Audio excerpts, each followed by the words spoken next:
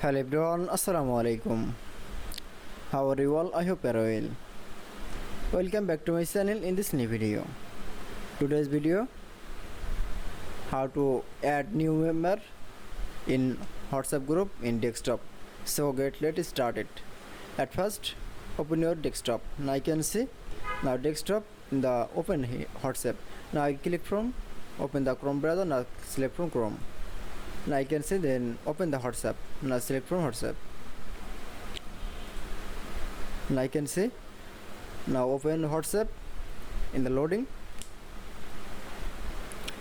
Now I can see then we show new interface in the WhatsApp. Now click from in the group. Now select this group in the add member. Now I can see then click from manage community and click from add member. Now select. Now I can see now select from new member. Now choose from member.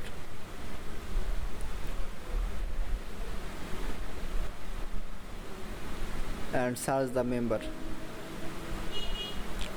Now click from member. Now click from add member. Now click add. That is.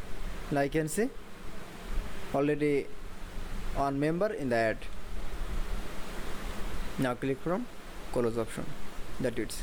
Now I can see add member on WhatsApp group in desktop is very easily.